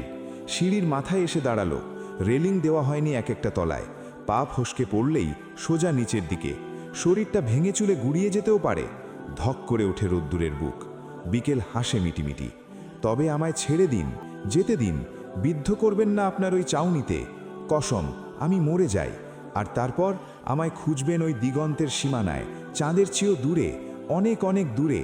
যেতে দিই। বিকেল 2 হাত ছড়িয়ে দিল শূন্যে, যেন সব ভার শরীর থেকে মুক্তি দিতে চাইছে। শরীরটা পেছন দিকে হেলে গেল তার। মনে হলো এই বুঝি সে পড়েই যাবে অতল অন্ধকারে, কিন্তু তার আগেই অতর্কিতে একজোড়া শক্তিশালী হাত তাকে টেনে ধরল। রোদ্দুর ক্ষিপ্রতার সাথে ছুটে এসে বিকেলের হাতটা শক্ত করে নিজের দিকে টেনে নিল। তার বলিষ্ঠ বাহুদরে মুহূর্তে মিশিয়ে নিল মেয়েটাকে। সব অভিমান, সব রাগ, সব অভিযোগ এক নিমেষে ফুরিয়ে গেল কোথাও। রোদ্দুর আর এক মুহূর্ত অপেক্ষা করে না, তার ঠোঁট জোড়া দিশাহীন বিকেলের ঠোঁটে মিশে গেল গভীর আবেগে। সময় যেন থমকে দাঁড়ালো সেই মুহূর্তে। ঘড়ির কাঁটা তার নিজস্ব গতি হারিয়ে ফেলল। পৃথিবীর সব কোলাহল বিলীন হয়ে গেল নীরবতায়। বিকেলের শরীরটা বিদ্যুতের ঝটকার ন্যায় কেঁপে উঠল। অপ্রত্যাশিত এই স্পর্শে তার সারা শরীরে এক অজানা শিহরণ খেলে গেল। বুকের ভেতরটা ধুকপুক করে উঠল দ্রুত তালে। মস্তিষ্কে সব অনুভূতি যেন এক বিন্দুতে এসে মিশে গেছে। লজ্জা, বিস্ময়, ভয় আর এক তীব্র আকাঙ্ক্ষা। রোদ্দুরের উষ্ণ ঠোঁটের গভীরতা তাকে ভাসিয়ে নিয়ে যাচ্ছে এক নতুন জগতে। সে চোখ বন্ধ করে নিজেকে সঁপে দিল এই আকস্মিক আবেগের কাছে। মনে হলো সারা জীবনের অবদমিত অনুভূতিগুলো আজ এক বাঁধ ভাঙা নদীর মতো উচ্ছ্বসিত হয়ে উঠছে। বুকের গভীরে জমে থাকা সব অস্থিরতা, অভিমান আর অভিযোগ এই চুম্বনের পরশে মুহূর্তে মিলিয়ে গেল। এক সময় রোদ্দুর তার ঠোঁট সরিয়ে নেয়। মুহূর্তের নীরবতা ছেদ করে বিকেল চোখ খুলল। গাঢ় লজ্জায় তার গাল দুটো রাঙা হয়ে উঠেছে। সে দ্রুত চোখ নামিয়ে নিল আর কোনো শব্দ না করে নিজের উষ্ণ মুখটা রোদ্দুরের প্রশস্ত বুকে গুজে দিল। তার হৃদয়ের ধুকপুকানি রোদ্দুরের বুকের গভীর ধ্বনির সাথে মিলেমিশে একাকার হয়ে গেল। রোদ্দুরও শক্ত করে জড়িয়ে ধরে তাকে। মুখটাকে গুঁজে দেয় বিকেলের আলুথালু চুলের ভাঁজে। কানের কাছে মুখটা নিয়ে ফিসফিস করে উত্তর করে এতক্ষণ ধরে ঝড়ের গতিতে তোলা প্রতিটি প্রশ্নের। তুই আমার কে? এই প্রশ্নটা যদি আকাশকে করতিস তবে উত্তর পেতিস তুই আমার সেই ধ্রুব তারা, যাকে না দেখে পথ চেনা দায়। তুই আমার সেই অবাধ্য বিকেল, যে আমি সারাটা দিন পুড়ে অবশেষে তোর বুকে এসে শান্তির ছায়া খুঁজি। তুই আমার অস্তিত্বের সেই অংশ, যা না থাকলে আমি কেবল একটা নাম মাত্র। পৃথিবীর কাছে তুই কেবল বিকেল হতে পারিস, কিন্তু আমার কাছে তুই সেই অলিখিত কবিতা, যা আমি প্রতিটা নিঃশ্বাসে পড়ার চেষ্টা করি। তুই আমার সেই পূর্ণতা, যার অভাবে আমি অপূর্ণ। আরও গাঢ় হয় আলিঙ্গন। রন্ধ্রে রন্ধ্রে ছুটে চলা নিষ্পিস করা অনুভূতিকে সাক্ষী রেখে অবশেষে স্বগতোক্তি করে রোদ্দুর। You are the dream I don't ever want to wake up from. I can't imagine my life without you. বিকেল, আই লাভ ইউ। আবেশে দুফোঁটা জল ঝরে পড়ে প্রিয়তমার ঘাড়ে। রোদ্দুর চোখ বোঝে। বিকেলের সারা শরীর থরথর করে কাঁপছে। এক অজানা শিহরণ আর উত্তেজনায় ওর হাত পা নিজের নিয়ন্ত্রণে নেই। কিছুক্ষণ আগে যা ঘটে গেল তা কোনোভাবেই ওর মস্তিষ্কের যুক্তি দিয়ে ব্যাখ্যা করা যাচ্ছে না। বারবার মনে হচ্ছে সব কিছু কি তবে একটি সুন্দর স্বপ্ন, নাকি কোনো অতিপ্রাকৃত মধুময় কল্পনা? বাস্তবের রুক্ষ জমিনে এমন অলৌকিক প্রাপ্তি কি আদৌ সম্ভব? কক্ষণই না। ঠিক সেই মুহূর্তে নীরবতা চিরে ফোনের স্ক্রিনটা জ্বলে উঠল। টুং শব্দে ভেসে এলো একটি নোটিফিকেশান। বিকেল প্রায় ঝাঁপিয়ে পড়ে ফোনটার ওপর। কাঁপা কাঁপা হাতে নোটিফিকেশান বারটা টেনে নিচে নামাতেই ও হৃৎপিণ্ডের গতি থমকে যায়। সেই কাঙ্ক্ষিত মানুষটির মেসেজ। সময়টা বোয়ামে আটকে রাখলে বেশ হতো না? ঠোঁট চিরে এক চিলতে হাসি বেরিয়ে পড়ে মেয়েটার। ঘচাঘচ আঙুল চালিয়ে লেখে, রাখতেন? ওপাশ থেকেও রিপ্লাই আসে বেশ তাড়াতাড়ি। মন্ত্র জানা নেই যে। আচ্ছা তুই জানিস? কপালে ভাঁজ ফেললেও ঠোঁটের হাসি চওড়া করে বিকেল। না, জানি না তো। তাহলে কি হবে এখন? কি হবে? কিভাবে আটকে রাখবো তোকে? আটকে রাখতে হবে কেন? নইলে যদি চলে যাস? বিকেল মেসেজটার দিকে নিষ্পলক তাকিয়ে রইল সেকেন্ড দুয়েক। তার ভেতরের সবটুকু আবেগ আর জমে থাকা কথাগুলো হঠাৎ করেই আঙুলের ডগায় এসে ভিড় করল। কোনো দ্বিধা ছাড়াই এক অদ্ভুত সাহসে ভর করে লিখে ফেলল, আপনি রাখতে জানলে আমিও থাকতে জানি। আটকে তো থাকে বনের পাখি, আমি তো তা নই। আমায় বরং আপনার আকাশটা দিয়েন, আমি না হয় বারবার ফিরব আপনার নীড়ে। মেসেজটা পাঠানোর পর ফোনের উপরান্তে রোদ্দুরও নিস্তব্ধ হয়ে গেল। সে স্ক্রিনের দিকে তাকিয়ে আছে অপলক। তার বিশ্বাস করতে কষ্ট হচ্ছে এই গভীর জীবন ঘনিষ্ঠ কথাগুলো কি সত্যিই সেই বিকেলের? ওই ছটপটে, চঞ্চল আর ভীষণ বোকাশোকা মেয়েটা কি তবে হঠাৎ করেই অনেকটা বড় হয়ে উঠল? রোদ্দুরের মনে এক অদ্ভুত দর্শন উকি দেয়। ভালোবাসা কি তবে এমনই এক রহস্যময় জাদুকর, যে কাউকে নিমেষে পরিপক্ক করে তোলে, আবার কাউকে করে তোলে অবুঝ শিশুর মতো সরল? ছোট্ট নরম মিঠা মিঠা বার্তাটুকু এক টুকরো মেঘ হয়ে উড়ে বেড়াতে লাগলো রোদ্দুরের রৌদ্রজল আকাশের বুকে। এই যে নোটিফিকেশনের শব্দ হলো আবারও। রোদ্দুর ধ্যানে পড়ে গিয়েছিল, ভেঙে গেল তা। স্ক্রিনে চোখ ফেলে, দেখে, তারপর লেখে, হ্যাঁ কোথায় হারালেন? কোথাও না, আছি। কোথায় আছেন? দেখতে চাও? হ্যাঁ, তবে আয়নার সামনে দাঁড়াও। কেন? দাঁড়াও না। বিকেল উঠল। ঘরটা অন্ধকার ছিল এতক্ষণ, এখন বাতি জ্বালিয়ে চারপাশ আলোয় আলোকিত করল। ড্রেসিং টেবিলের সামনে গিয়ে দাঁড়ালো ও। বিশাল বড় আয়নার সামনে ওর ছোট্ট দেহটা নিতান্তই লিলিপুটের ন্যায়। তারপর লিখল, দাঁড়িয়েছি। এবার? ওপাশ থেকে রিপ্লাই এলো সঙ্গে সঙ্গে, এবার তাকাও। কোথায়? সামনে, তোমার 2 চোখ বরাবর। তারপর চোখের মণিতে তুমি কাকে দেখতে পাও বলো? স্রেফ পাগলামি। চোখের সামনে বিশাল দেহী গম্ভীর মানুষটা মুহূর্তের মাঝেই যেন অবোধ শিশু হয়ে গেল। বিকেল অস্ফুটে হাসল একবার, পরক্ষণেই তাকালো আয়নার দিকে। নিজের চোখ দুটোর গভীরতা মেপে নিতেই শিউরে উঠল সে। এ কি দেখছে? রোদ্দুরের মুখখানি সত্যিই ভেসে উঠেছে সেখানে। ইও কি সম্ভব? অবিশ্বাসের উত্তেজনায় চোখের পাতা বুজে ফেলল বিকেল। ধুকভুক করতে থাকা হৃদযন্ত্রকে সাক্ষী রেখে সে আবারও চোখ মেলল। না, ভুল দেখেনি সে, সত্যি ওই মানুষটা। অপলক দৃষ্টিতে চেয়ে আছে রোদ্দুর, যেন নীরবে বলতে চাইছে, কি অবাক হচ্ছ? তোমার চোখের দ্বারায় আমায় খুঁজে পেয়ে খুব বিস্ময় লাগছে। অবাক হয়েও না মেয়ে, এ তো হওয়ারই ছিল। যদি আজ তোমার হৃদয়টা চিরে দেখাতে পারতাম, তবে দেখতে সেখানে কেবল আমারই একছত্র আধিপত্য। ফোনের শব্দে ধ্যানমগ্ন হয় বিকেল। মানুষটা ফোন করেছে। সঙ্গে সঙ্গে রিসিভ করতেই ওপাশ থেকে বলে ওঠে মাদকীয় কণ্ঠস্বর, কেমন দেখলে আমায়? বিকেলের চোখ দুটো ভরে উঠল নোনা জলে। হঠাৎ করেই নিজের হৃদয়ের এই অনুভূতির সন্ধান পেয়ে একই সঙ্গে হতবাক এবং ভীতিকর সে। বুঝতে পারে রোদ্দুর, বলে, আমি আছি, ভয় নেই। বিকেল ফিসফিস করে এপাশ থেকে, কবে, কখন, কিভাবে? জানা নেই বলেই রোদ্দুর হাসল এক পলক। এসবের উত্তর হয় না বোকা মেয়ে। চুপ করে রয় মেয়েটা। হৃদযন্ত্রের এই অদ্ভুত কাঁপন আজ তার অনেক প্রশ্নের উত্তর মিলিয়ে দিয়ে গেছে। যে প্রশ্নের খোঁজে এতগুলো দিন দিশেহারা ছিল সে, যে রাক্ষসের জন্য উতলা হতো মনোবাড়ি, সে যে বহু আগেই ওর অলক্ষ্যে ঘাপটি মেরে ঢুকে আসন গেড়ে বসে পড়েছিল হৃদসিংহাসনে। ছোট করে একটা লম্বা শ্বাস বেরিয়ে আসে নাসিকাপথ ভেদ করে। বিকেল বলে, ভয় করছে। একটু থেমে যোগ করে, খুব। ওপাশের মানুষটা এবারও আশ্বস্তের গলায় শুধালো, আমি আছি। দুটো শব্দ সামান্য, অথচ ওজন কি তার? বিশ্বাস করতে ইচ্ছে করে, ভরসাও হয়। সত্যি ঝড় শেষে নতুন সকাল শুরু হবে বুঝি। তারা দুজনেই নীরবতাকে সাক্ষী রেখে নিঃশব্দে স্বীকার করে নিল হৃদয়ের গহীনে জমে থাকা সেই অমোঘ সত্যগুলো। কখনো কখনো হাজারো বাক্যের চেয়ে এক মুহূর্তের নিস্তব্ধতা অনেক বেশি স্পষ্ট হয়। সম্মান দিল একে অপরের অনুভূতির, যেখানে কোনো দাবি নেই, আছে কেবল শাশ্বত এক নির্ভরতা। কোনো আনুষ্ঠানিক ঘোষণা ছাড়াই অদৃশ্য এক মায়ার বাঁধনে জড়িয়ে গেল দুটি প্রাণ। সম্পর্কের সুতোয় তারা নিজেদের বেঁধে নিল এমনভাবে যেন এই বন্ধন বহু জন্মের চেনা। সময়ের স্রোতে ভেসে যাওয়ার বদলে তারা স্থির হয়ে রইল একে অপরের বিশ্বাসের আঙিনায়। রাতের প্রহর বয়ে যায়। রোদ্দুর সুধা এক সময়, ঘুমাবি না? বিকেল নড়ে উঠে, অস্পষ্টে উচ্চারণ করে, তাহলে রেখে দিচ্ছি। আচ্ছা। শুভরাত্রি ফুল। কথাটা শুনতেই গালে লালচে আভা যুক্ত হয় ওর, একটু ফুলেও ওঠে। সপ্রতি ভেসে শুধায়, আপনাকেও। রাখলাম। রাখলাম কিন্তু। আচ্ছা, কেটে দিলাম। দিন। ওকে, বাই। বাই। আচ্ছা তুই কেটে দে। কেন, আপনার হাত নেই? আছে, কিন্তু আঙুল তো নেই। তুই কাট না হয়।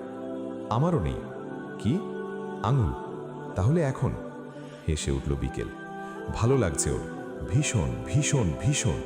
কি আদুরে আদুরে ভালোবাসাময় চারপাশ, কি মিষ্টি মিষ্টি সুরে ভাসে বাতাসে। ওপাশের যুবা তখন ধ্যান হয়ে শোনে এই রিনঝিনে কণ্ঠের ছন্দময় হাসি।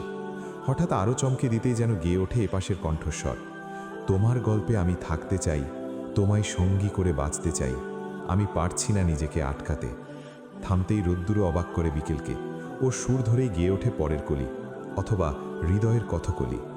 তোমার রঙে আমি হব রঙিন, তোমায় ছাড়া বেঁচে থাকা কঠিন, আমি ডুবে আছি তোমার ভাবনাতে।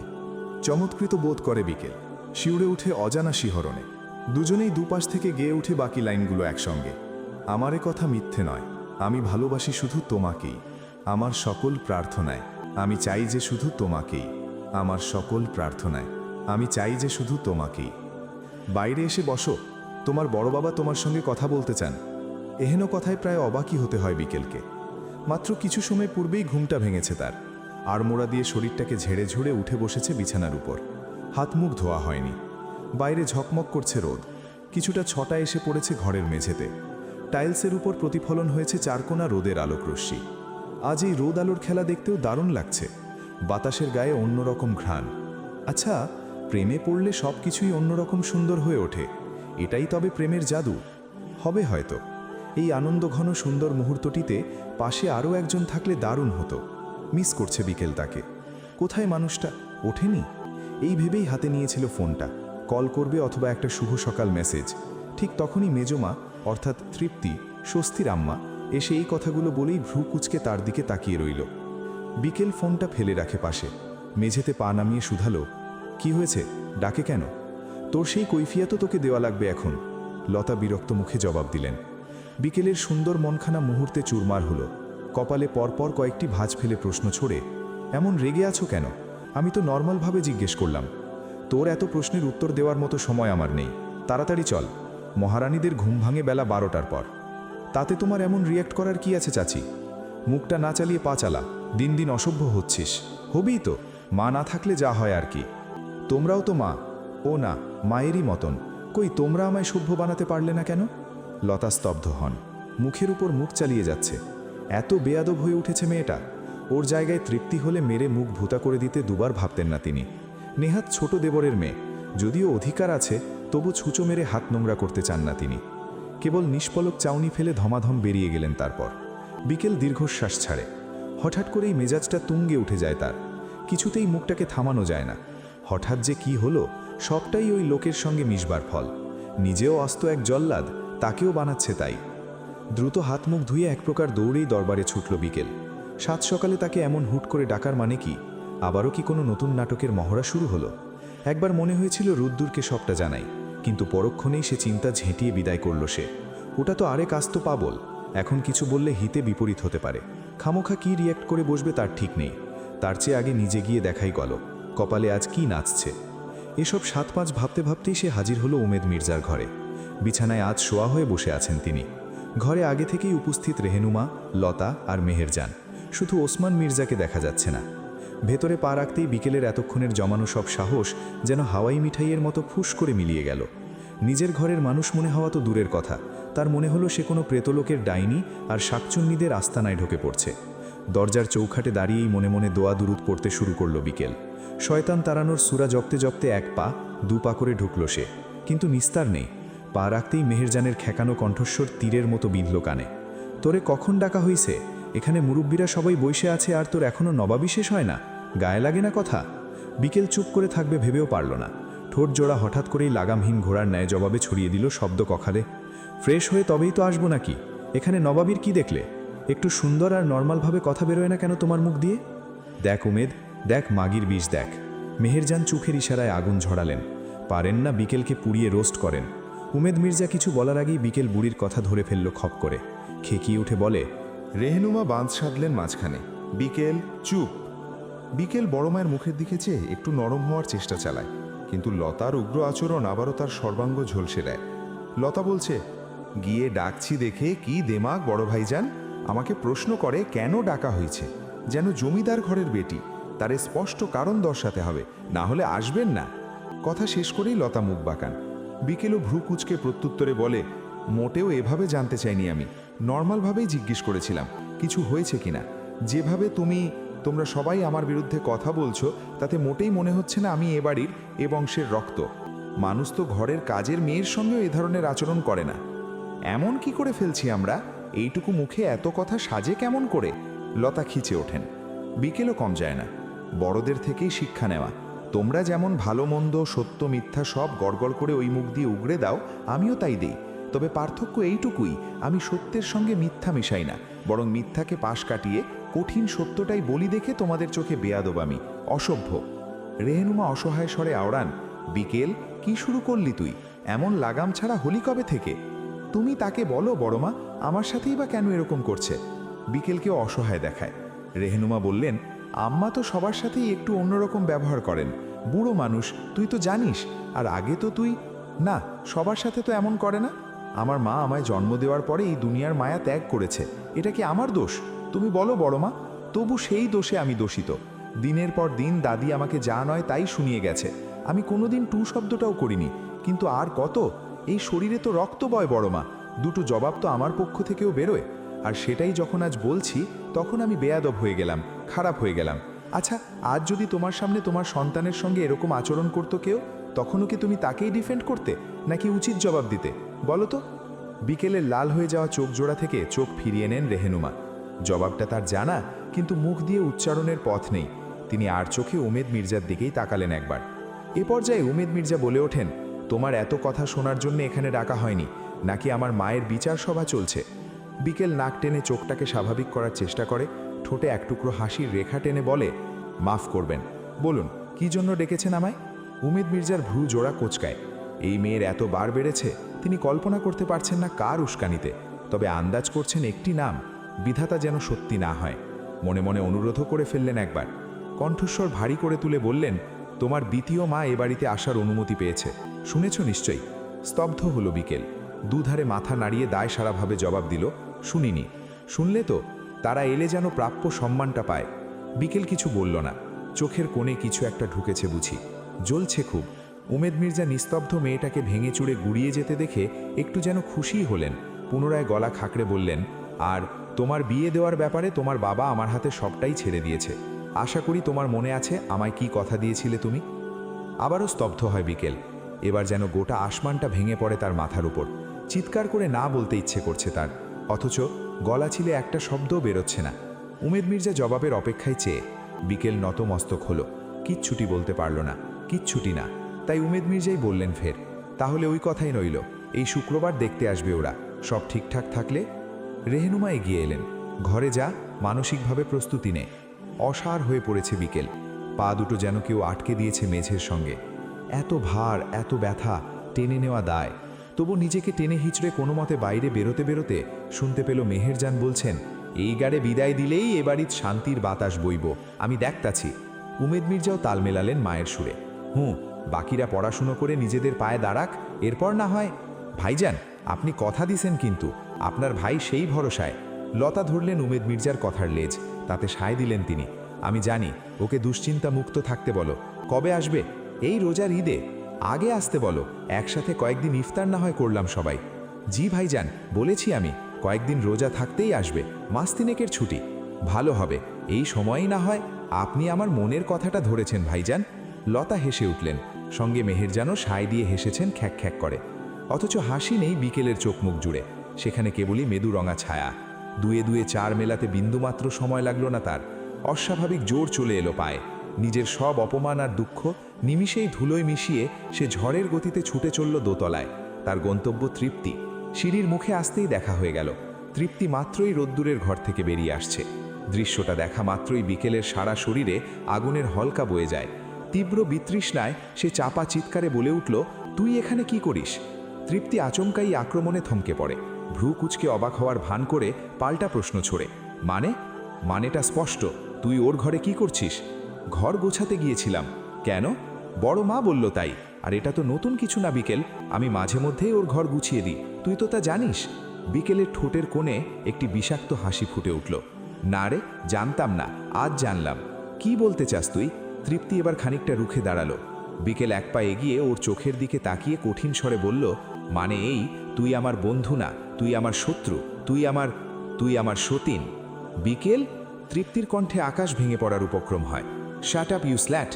বিকেলের মুখ থেকে শব্দগুলো বেরোতে না বেরোতেই চারপাশ নিস্তব্ধ হয়ে যায়। পরের মুহূর্তেই বাতাসের বুক চিরে তীব্র এক শব্দ আছড়ে পড়ে বিকেলের গাল বরাবর। তৃপ্তির হাতের কষানো চটটা গিয়ে ছিটকে পড়ে নরম জমিনে। বিকেল হতবাক, নিথর। ওদিকে নিজের করা কাণ্ড দেখে তৃপ্তিও মুহূর্তের জন্য বিমূঢ়, বিভোলবল। দুজনের মাঝখানে বিশ্বাসের দেওয়ালটা টলমল করছে, যেন ভেঙে পড়তে পারে যে কোনো মুহূর্তে।